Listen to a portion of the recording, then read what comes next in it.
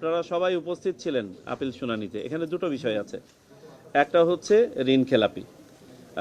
ঋণ খেলাপির ব্যাপারে আমাদের একটা রেফারেন্স আমাদের মাননীয় কমিশনার আব্দুর রহমান আল মাসুদ আপনাদেরকে বলেছে যে 41 ডিএলআরে একটা রেফারেন্স আমরা পাই, যদিও বা এটা স্থানীয় সরকার নির্বাচন রিলেটেড, যেখানে বলা হয়েছে যে যারা গ্যারান্টার ডিফল্টার, ব্যাংক কোম্পানি আইন অনুযায়ী তারা ডিফল্টার হলেও নির্বাচনে অংশগ্রহণের জন্য তাদের কোনো বাধা নেই।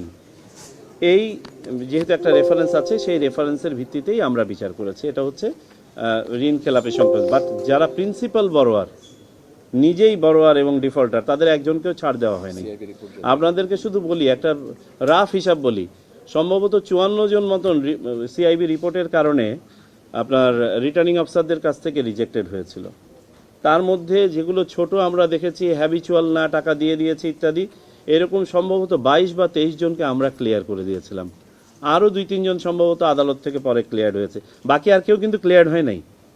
এটা কিন্তু কেউ বলছেন না। এটা ভাবার কোনোই কারণ নেই যে ঋণ খেলাপিরা চাইলেই ভোটে অংশগ্রহণ করে ফেলছেন, আর ইলেকশন কমিশন চাইলেই দিতে পারে। ইলেকশন কমিশনের আইনের বাইরে গিয়ে কাউকে কোনো সুযোগ দেওয়ার কোনো সুযোগ নেই। আচ্ছা, দ্বিতীয় শেষ করে নিই। আপনার দ্বৈত নাগরিকত্ব নিয়ে বলি, কারণ এটা নিয়ে প্রায়শই আপনারা প্রশ্ন করে থাকেন। দ্বৈত নাগরিকত্বের বিষয়ে বিস্তারিত আবারও আমাদের আব্দুর রহমান আল মাসুদ ভাই বলেছেন। এখানে দুটো ক্লজ আছে এবং এটা সংবিধানে, এটা কিন্তু একদম হাইয়েস্ট ইয়েতেই আছে। একটা 2-এর গতে আছে, সরি গয়ের 3-এ আছে, আর একটা হচ্ছে 2 কতে আছে। আমি যদি ভুল হলে মাফ করবেন। অর্থাৎ 66 ধারার মধ্যে এই আর্টিকেল 66-এ এগুলো দেয়া আছে। প্রথমটাতে বলা আছে স্ট্রেট ফরওয়ার্ড যে একজন দ্বৈত নাগরিক ইলেকশনে অংশগ্রহণ করতে পারবেন না। এরপরে 2011 সালে পঞ্চদশ সংশোধনীর সাথে এই 2-এর ক ধারাটা যোগ করা হয়েছে, যেখানে বলা হয়েছে যে তবে কেউ যদি দ্বৈত নাগরিকত্ব, যে আরেকটা দেশের নাগরিকত্ব ত্যাগ করেন বা পুনরায় বাংলাদেশের নাগরিকত্ব গ্রহণ করেন, তাহলে তিনি নির্বাচনে অংশগ্রহণ করতে পারবেন। এই জায়গাটাতেই এসে ডিবেটটা দাঁড়ায় আমাদের অ্যাপেলের সময়, যে ত্যাগ করা বলতে কি বোঝায়।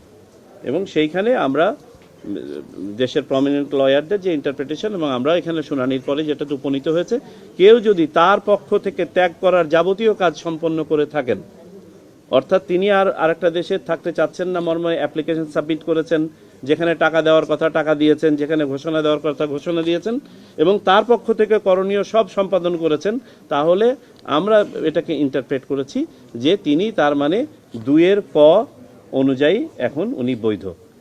সো দ্বৈত নাগরিক থাকা অবস্থায় কেউ ভোটে অংশগ্রহণ করছেন, এটা সুযোগই নেই, সংবিধানেই সুযোগ নেই। ক্লিয়ার? ওকে।